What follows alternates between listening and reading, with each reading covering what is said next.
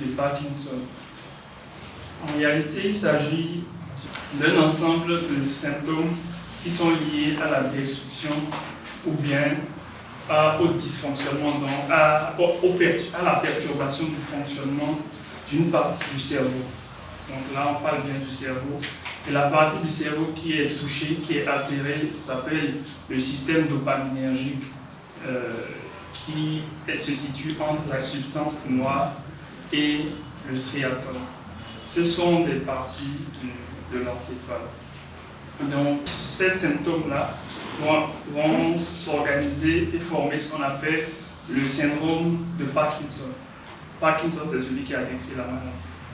Donc, le syndrome de Parkinson ou la maladie de Parkinson est constitué de quoi? C'est constitué d'une rigidité, donc d'une hypertonie, ce qu'on appelle le ralentissement du mouvement.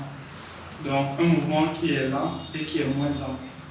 Vous avez aussi le tremblement, donc le signe le plus connu dans cette maladie, c'est bien le tremblement et qui survient au repos. Et enfin, vous avez ce qu'on appelle l'hypertonie, j'en ai parlé tout à l'heure, c'est la rigidité. Donc il y a trois éléments, c'est le tremblement au repos, c'est la rigidité, et ensuite c'est le ralentissement du mouvement, ce qu'on appelle akinésie. Donc il faut dire que quand on parle de maladie de Parkinson, en termes de cause, lorsqu'on n'arrive pas à déterminer la cause précise de ces symptômes-là, on parle en termes médicaux de syndrome parkinsonien idiopathique. Chaque fois qu'on utilise le terme idiopathique, c'est pour dire qu'on ne connaît pas, que en fait, la cause n'est pas bien déterminée. Donc, cela implique qu'il existe des maladies ou des symptômes parkinsoniens qui sont liés à des causes bien données, donc à des intoxications ou autre chose. Il y a eu un autre scientifique, même cette fois-ci en fin du 19e siècle, qui s'appelle Bressot, qui a décrit cette maladie dans le cadre d'une tuberculose du cerveau. Et ensuite, vous avez des spécialistes, des anatomopathologistes qui ont décrit les anomalies et les particularités de la maladie de Parkinson. Et parmi ces anomalies, c'est ce qu'on appelle les corps de Lewy. Donc, c'est Lewy qui a décrit ces anomalies-là. Et donc, après, le système cérébral à l'origine de cette maladie a été décrit. Donc, c'est un système qu'on appelle le système dopaminergique. J'en avais déjà parlé tout à l'heure. On dit dopaminergique en rapport avec la dopamine. La dopamine, c'est une substance qui est produite dans le cerveau et qui participe au fonctionnement du cerveau. La seconde maladie neurodégénérative la plus fréquente, c'est la maladie de Parkinson. C'est la seconde cause de handicap moteur chez le sujet âgé après les AVC. Et sa prévalence globale est de 1% des sujets de plus de 60 ans. Donc, c'est une maladie qui débute habituellement autour de 60 ans et sa cause n'est pas connue jusqu'aujourd'hui. Il existe des facteurs favorisants de la maladie et le sexe masculin en fait partie des facteurs favorisants. Donc, le fait d'être un homme, c'est un facteur favorisant par rapport au fait d'être une femme dans cette maladie. Et donc, les hommes font 1,5 fois plus la maladie que les femmes. Sur cette fiche, vous voyez une tête et vous voyez un cerveau. Et vous avez au niveau de ce cerveau ce qu'on appelle, il y a deux parties très importantes. Donc une partie qu'on appelle le striatum et une partie qu'on appelle la substance noire. Donc la substance noire est plus basse, c'est ce qui est situé là sur l'image. Je ne sais pas si vous voyez. Donc la maladie, en fait dans la maladie de Parkinson, ce qui se passe, c'est que les neurones c'est quoi? Ce sont les cellules nerveuses. Les neurones de la substance noire sont détruits. Donc quand ces neurones-là sont détruits, ces neurones communiquaient avec une structure qui était en haut qu'on appelle le striatum. Lorsque ces neurones sont détruits, le striatum aussi ne peut plus fonctionner parce qu'il dépendait des neurones qui étaient au niveau de la substance noire. Donc il y aura une destruction en chaîne. Donc d'abord les neurones de la substance noire qui vont être détruits. Maintenant la relation entre les neurones de la substance noire et le striatum sera altérée, le neurone ne sera plus fonctionnel. Et ensuite ce qui va se passer, c'est que quand on parle de substance noire, c'est un rapport avec la mélanine, comme ce qui colore notre peau.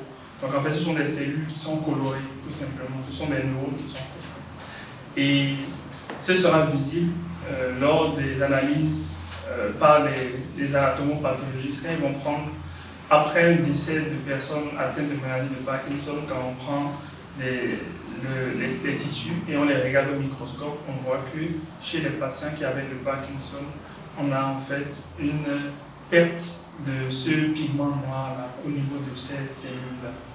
Donc on parle de dépigmentation de la substance noire, ça qui signe qu'elle était altérée. Donc on peut poser le diagnostic de la maladie chez un sujet qui est déjà décédé en faisant des analyses de son tissu cérébral. Donc il faut dire que la destruction de la substance noire va entraîner une perturbation du fonctionnement du cerveau et en particulier du mouvement. Parce que, en réalité, ce qu'on appelle le système dopaminergique nigrostrié, c'est-à-dire entre la substance noire et le striatum, permettait en réalité le mouvement. Ça permettait le mouvement, mais pas n'importe quel mouvement. C'est le mouvement involontaire. C'est-à-dire, on va vous expliquer ce que ça signifie.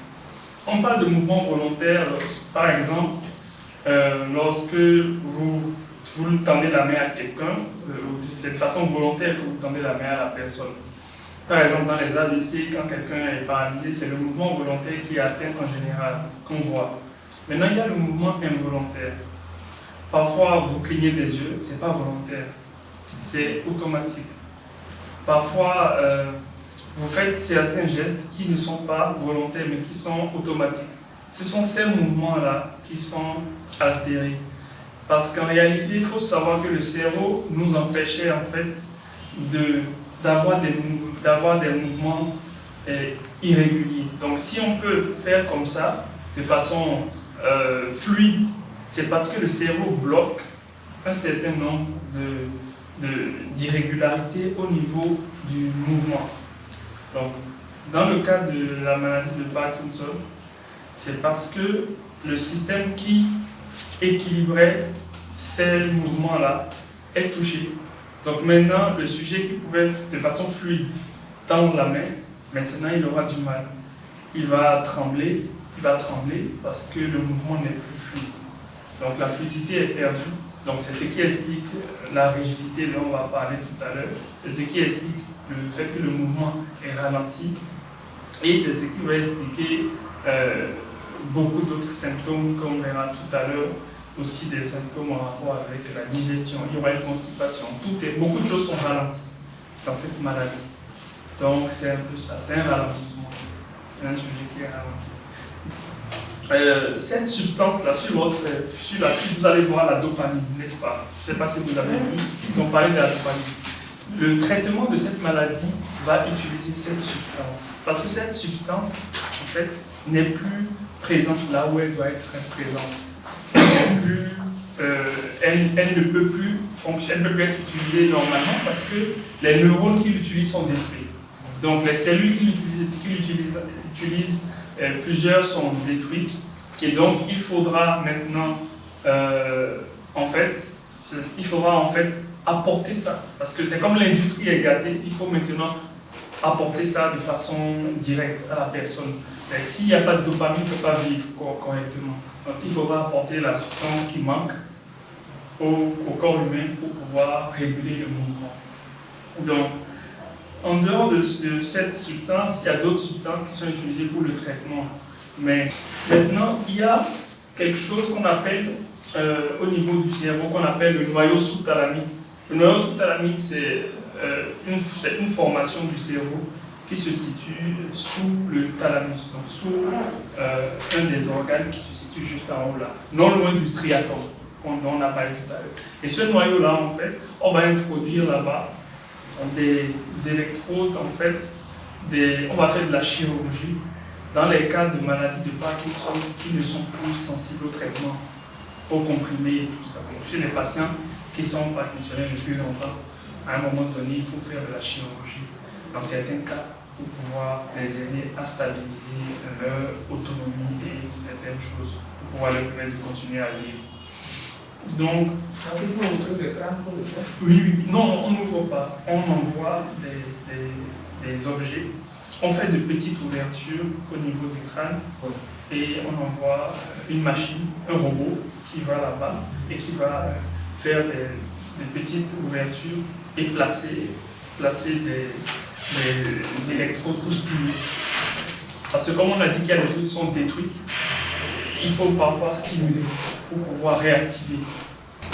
En dehors de ça, nous allons dire en résumé au plan de la maladie. Je pense qu'on est à même de dire maintenant comment s'explique cette maladie. C'est parce qu'on a une destruction des neurones, des cellules nerveuses du système dopaminergique neurostrié, c'est-à-dire une destruction des neurones de la substance noire. C'est ça l'élément initial.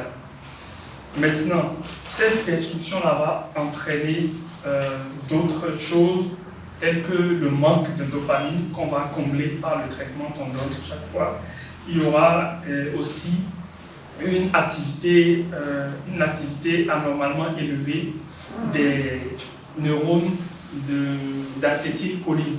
Donc, vu que le cerveau fonctionne en équilibre, l'hormone qui joue le rôle contraire de la dopamine, c'est l'acétylcholine. Donc, quand la dopamine est atteinte, l'acétylcholine essaie de prendre le relais de toutes les façons. Et donc, il y aura maintenant, vu que la dopamine n'est plus suffisante et les cellules de la dopamine ne fonctionnent plus bien, il y aura maintenant une augmentation de l'activité de l'acétylcholine.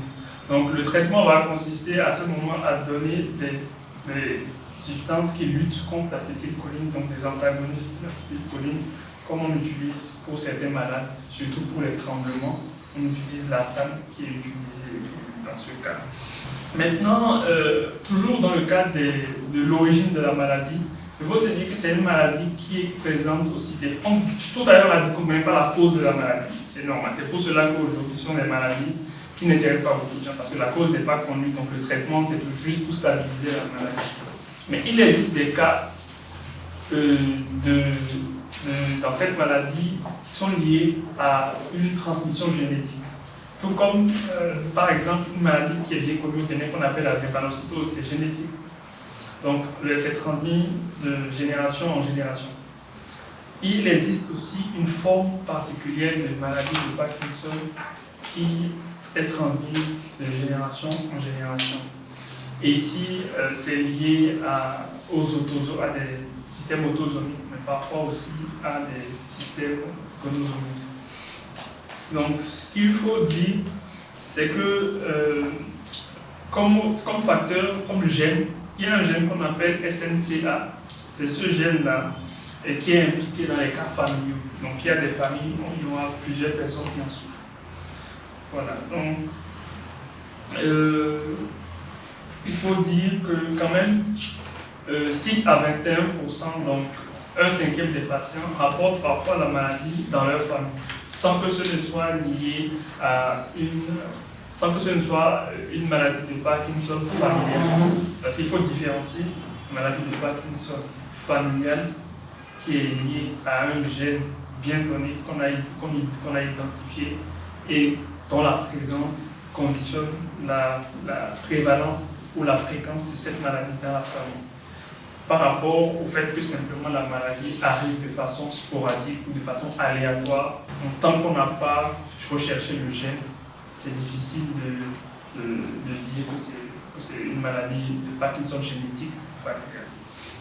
Donc, en dehors de ça, il existe d'autres facteurs environnementaux qui favorisent la maladie. Bon, le fait d'avoir eu un traumatisme du crâne, un traumatisme crânio-encéphalique avec une perte de connaissance, ça favorise la survenue de la maladie. Le fait d'être exposé aux pesticides, donc par exemple les agriculteurs qui utilisent beaucoup de pesticides dans leurs champs, ça favorise la maladie. Le fait d'être exposé à des substances, des métaux lourds, comme par exemple l'aluminium, le plomb, pas l'aluminium, désolé, mais le mercure, le plomb, le cadmium et le manganèse ont favorisé la survenue de la maladie. Donc, il existe une substance chimique en dehors de celle-là qui est capable de déclencher la maladie. Et cette substance a permis en fait la première fois la description de la maladie de Parkinson chez un enfant.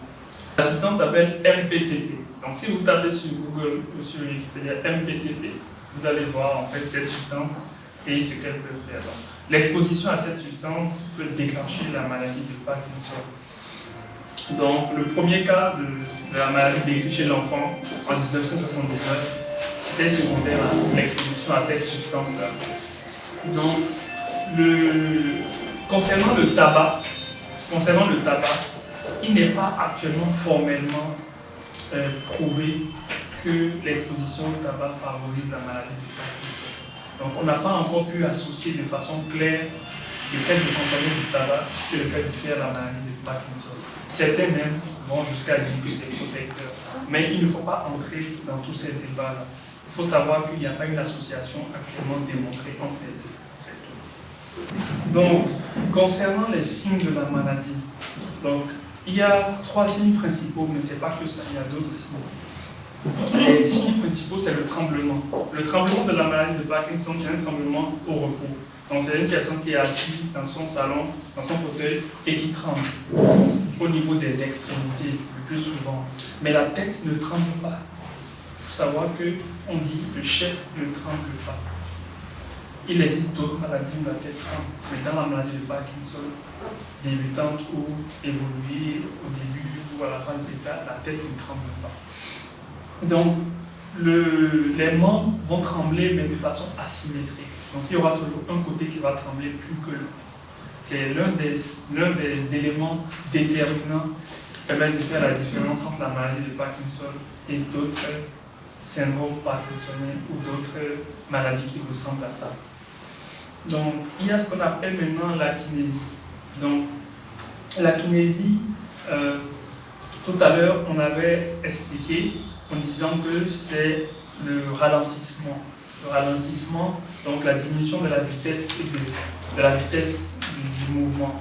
Donc, quand on parlera d'hypokinésie, c'est pour dire qu'on a un ralentissement. C'est qu'on a en fait une diminution de l'amplitude. Parce que chaque mouvement a une vitesse et une amplitude. Ouais. Donc maintenant, au niveau de la kinésie, donc le ralentissement général, ça va intéresser la main, les membres supérieurs, donc les membres thoraciques, les membres inférieurs et aussi la tête. Cette fois-ci, le ralentissement va aussi intéresser la tête. Donc, concernant les membres inférieurs, donc, vous allez voir toujours le Parkinsonien un peu comme, il va marcher toujours par petits pas, un peu comme Mohamed Ali, quand on se rappelle de lui, il marchait toujours petit pas pour avancer. C'est un symptôme important de la maladie. Et concernant les membres supérieurs, l'écriture va devenir toute petite chez les patients parkinsoniens qui avaient l'habitude d'écrire. Donc, vous allez au niveau de la face. Les patients parkinsoniens perdent leur mimique. C'est-à-dire qu'avant, quand on les voyait, ils pouvaient avoir un visage jovial, un visage agréable et tout ça. Mais quand la maladie vient, leur visage devient inexpressif. Donc la voix aussi peut être touchée. Donc il y a maintenant ce qu'on appelle l'hypertonie. Donc l'hypertonie, c'est ce qu'on appelle la rigidité. Et ça, c'est ce qu'on appelle c'est une forme d'enraidissement. C'est le fait que les mouvements sont durs par rapport avec comment on appelle cela, comment est-ce qu'on va vous expliquer? C'est un rapport avec le fait que les muscles qui subissent l'influence du cerveau et tout ça sont influencés par la destruction de la substance noire en haut, et donc, comme on l'a dit, ils ne peuvent plus fonctionner comme normalement. Donc, ensuite, vous avez d'autres signes qui peuvent révéler la maladie. La maladie peut être découverte dans le cadre d'une douleur, elle peut être découverte dans le cadre de crampes. Des personnes, c'est quand ils font des crampes, par exemple lorsqu'ils écrivent, à un moment donné ils n'arrivent plus à écrire, c'est dans ce cadre qu'on découvre parfois la maladie. Il y a parfois des douleurs au niveau de l'avant-bras, de l'épaule, et tout ça qui peuvent être les modes de découverte de la maladie. Parfois il peut s'agir d'une constipation, il peut s'agir de troubles du sommeil. Beaucoup de signes qu'on va aborder. Donc, les formes trompeuses de la maladie, donc les formes de la maladie qui vont orienter vers autre chose. Vous voyez. Et les formes de la maladie qui vont orienter vers autre chose, il y a les formes vraiment qui sont rhumatistes. Donc, c'est un sujet parkinsonien qui souffre essentiellement de l'épaule. Donc, il viendra pour en fait une douleur et peut-être même, si ça va plus loin, une inflammation de l'épaule. Et on ne va jamais penser à la maladie de Parkinson. Ce n'est pas possible. On ne peut pas y penser. Il y a maintenant ce qu'on appelle les troubles comportementaux, qui peuvent être des modes de découverte de la maladie. Donc, une personne dont le comportement change brutalement ou de façon progressive. Non, pas brutalement, parce que quand on dit brutalement, ça veut dire beaucoup d'autres choses. Donc, une personne dont le comportement change progressivement en un temps quand même pas très très long. Et donc, ça peut être lié à la maladie. Donc, une personne qui fait une dépression, qui subitement n'est plus sociable, n'est plus expressive. Donc, vous aurez une personne qui a un trouble de l'humeur. Donc, il y a une humeur son humeur devient labile. Donc, l'humeur change très rapidement, on ne sait pas pourquoi, alors qu'il n'était pas comme ça. Tout ça, ce sont des situations qui peuvent faire penser à la maladie dans certains cas. Donc, tout à l'heure, j'ai expliqué que cette maladie, en réalité, quand on la découvre, en réalité, elle existait depuis au moins 10 ans. Elle existait depuis quand même longtemps. C'est une maladie, quand on la découvre, comme on dit, et le processus a commencé le processus de destruction. Parce qu'il faut se dire que ce n'est pas dès le début de la destruction de la substance noire qu'on fait la maladie. Il faut une quantité ou un niveau de destruction donné pour que la maladie survienne. Ce n'est pas parce que 1% des cellules sont détruites que la maladie va venir. Il faut qu'on ait un pourcentage quand même acceptable de destruction pour que la maladie vienne. Donc, au début, les destructions ou plutôt les surcharges, parce que cette maladie fait partie de ce qu'on appelle les alpha-synucléinopathies. Ça veut dire quoi? Ce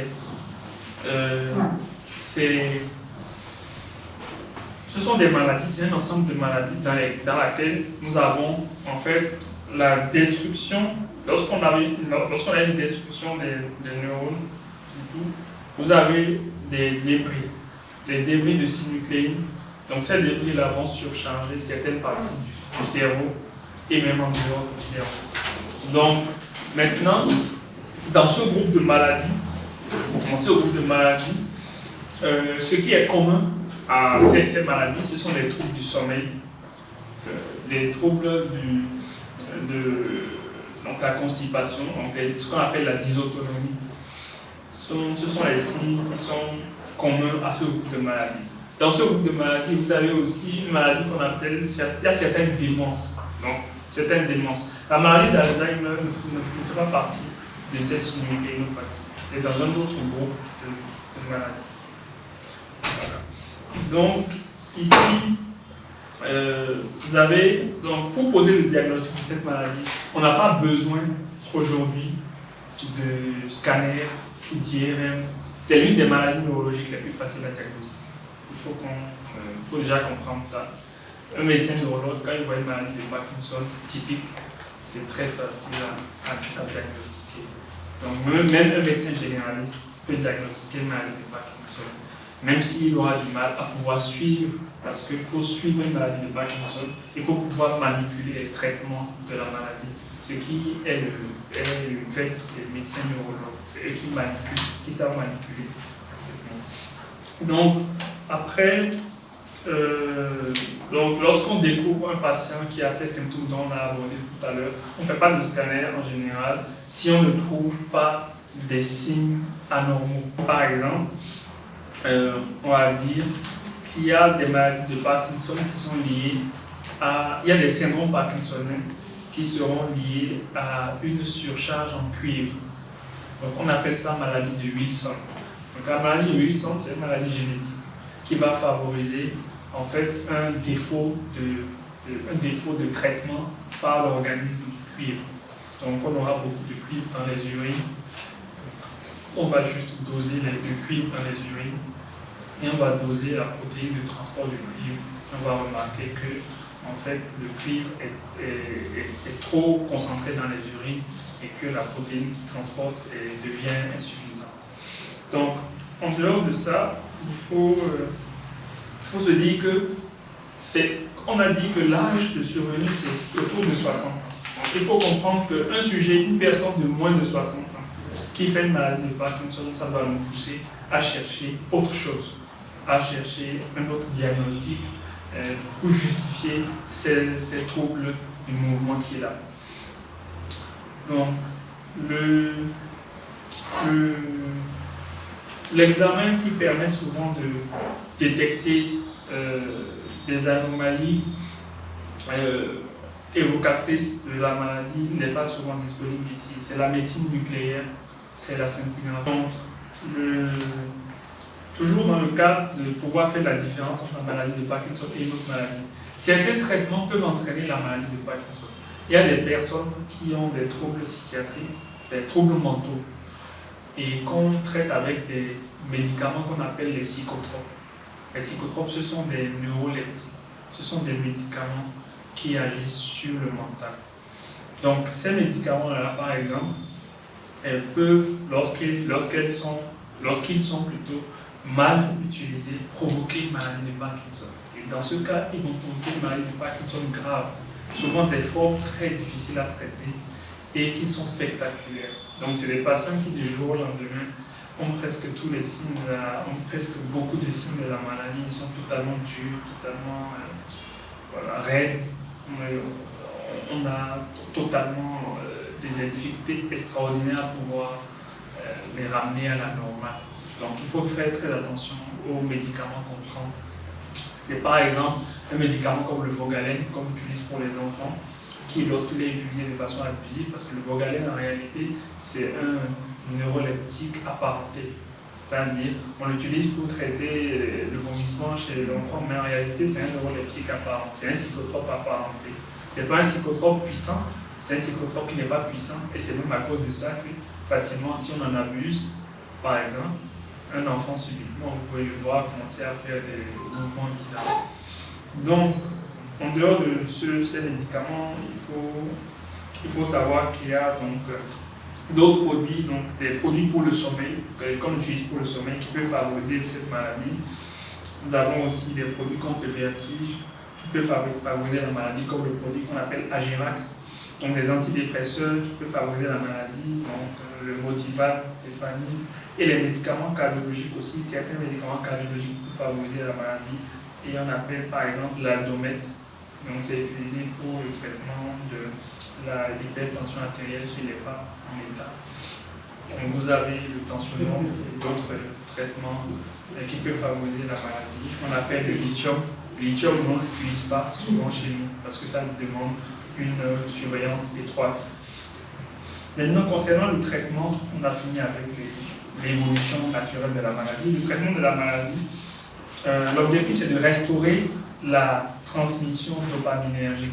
C'est d'entretenir les cellules restantes, les cellules du système dopaminergique neurostrié restant. Donc, pour pouvoir entretenir leur fonctionnement, il faut envoyer de la dopamine.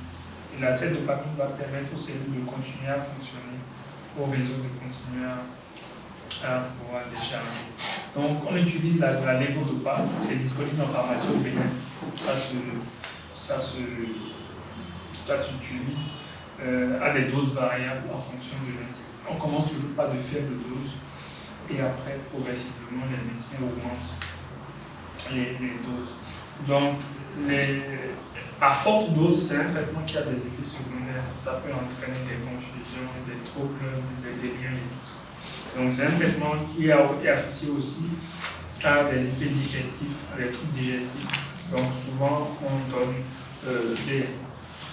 des médicaments pour calmer l'estomac, comme la domperidone, que les médecins associent souvent. Donc maintenant dans les stades avancés de la maladie, il faut se dire, tout à l'heure j'ai expliqué qu'on met parfois une pompe, c'est à ça que ça ressemble. On met une pompe, la personne garde la pompe sur lui et la pompe délivre la dopamine dans l'abdomen et ça passe dans le sang, enfin en continu.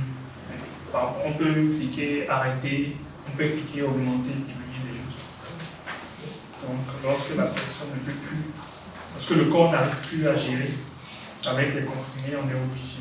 Donc au maximum, ce qui est fait, c'est la stimulation cérébrale profonde. J'en avais parlé tout à l'heure. Donc la stimulation cérébrale profonde, j'avais expliqué tout à l'heure qu'il y a ce qu'on appelle le noyau sous-thalamique au niveau de l'encéphale, dans lequel on ira déposer des électrodes qui vont faire des stimulations pour améliorer le fonctionnement de ce qu'on appelle les voies de la motricité involontaire pour pouvoir faciliter le mouvement. C'est ça le principe. Donc il y a deux techniques. Parfois ils déposent ça dans une des structures, parfois ils déposent dans l'autre des structures. Parfois ils mettent dans le globus, dans le pallidum. On dépose les électrodes, parfois on dépose dans le noyau sous-thalamique. Donc maintenant, ça c'est pas le plus important, c'est pas disponible chez nous de toutes les façons. En Afrique, il y a très peu de pays qui font ça. Le Maroc fait ça, c'est vrai, mais certains pays d'Afrique qui sont plus ou moins émergents font ça. Et nous, on le fait. Et maintenant, il faut dire que les autres moyens de prise en charge, les moyens les plus importants, c'est les moyens physiques. Donc c'est l'activité physique. Donc c'est la marche, c'est la kinésithérapie qu'il faudra faire pour traiter les douleurs, pour traiter les rigidités, donc la rigidification des membres. Il faudra faire des exercices de souplesse, d'assouplissement. Il faudra parfois faire de la gymnastique, que ce soit en plein air ou parfois de l'aquagym, donc de la gymnastique dans l'eau. Il faudra travailler l'équilibre parce qu'on a très peur qu'il fasse des chutes. Il faudra lutter contre la raideur, j'en ai parlé, et il faudra faire ce qu'on appelle l'apprentissage des transferts chez les patients parkinsoniens qui ne peuvent plus se mouvoir normalement. Donc ils sont grabataires. Donc les patients parkinsoniens qui sont obligés de rester dans un fauteuil ou dans un lit. Il faudra les aider à faire ce qu'on appelle les transferts. Les transferts, c'est le passage d'une fonction élémentaire à une autre fonction élémentaire. Donc, le passage, par exemple, de son lit à son fauteuil roulant, ou le passage du fauteuil roulant à la table à manger, c'est les transferts. Donc, il faudra faire un apprentissage des transferts. Il faudra aussi faire ce qu'on appelle de l'orthophonie. L'orthophonie, c'est pour traiter ce qu'on appelle les troubles du langage et les troubles de la déglutition. Donc, lorsqu'on mange, les patients parkinsoniens présentent à des moments donnés des troubles de la déglutition, ils ont du mal à avaler les repas. Et parce que, comme on a dit, tout est ralenti. Donc, et tout est parfois rigidifié. Donc, il faudra faire ce qu'on appelle de l'orthophonie pour réapprendre et tout ça. Et il faudra faire maintenant de la psychologie, de la psychothérapie. Donc, il faudra faire du soutien psychologique. Il faudra échanger, discuter, toujours discuter avec ce genre de patients. Et parfois, les thérapies de groupe font partie des thérapies les plus efficaces parce que ça permet aux patients d'échanger des astuces pour améliorer leur quotidien. Donc maintenant, en conclusion, il faut dire que la maladie du Parkinson est une maladie de plus en plus fréquente à cause des niveaux de vie. Nos niveaux de vie sont en pleine croissance. On a plus de possibilités, plus d'opportunités, et le vieillissement de notre population fait qu'on aura de plus en plus de maladies de Parkinson. Et donc, l'activité physique régulière et l'activité et l'exercice mental vont représenter les moyens les plus importants pour prévenir, pour lutter, pour stabiliser et prévenir les complications.